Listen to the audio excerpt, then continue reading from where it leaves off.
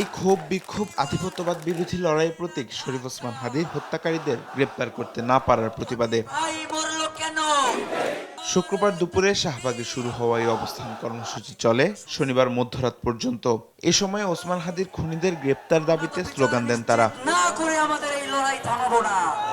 রাতে শাহবাগে আসেন ডিএমপি কমিশনার সাজ্জাদ আলী এবং পরিবেশ উপদেষ্টা রিজওয়ানা হাসান। ডিএমপি কমিশনার বলেন 10 কার্যদিবসের মধ্যেই দেয়া হবে চার্জশিট, আর রিজওয়ানা হাসান দেন অন্তর্বর্তী সরকারের মেয়াদেই বিচার নিশ্চিতের প্রতিশ্রুতি।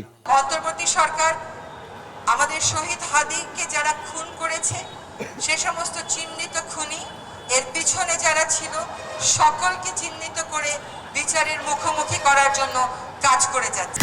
ভিগো ওয়্যার গার্ড প্রয়োজন মতো বাঁকানো যায়, অধিক চাপেও ভাঙে না। ভিগো।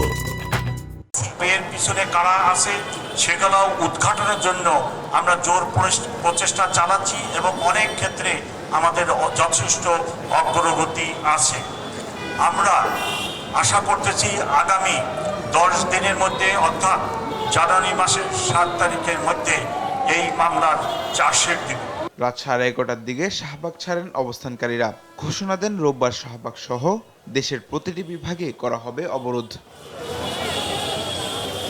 তফসিল ঘোষণার পরদিন 12 ডিসেম্বর রাজধানীর পল্টন এলাকায় ঢাকা 8 আসনের সম্ভাব্য প্রার্থী ওসমান হাদিকে গুলি করে সন্ত্রাসীরা।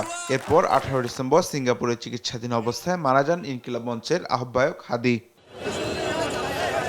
তামিম মাহবুব, দেশ টিভি, ঢাকা। আপনাদের সামনে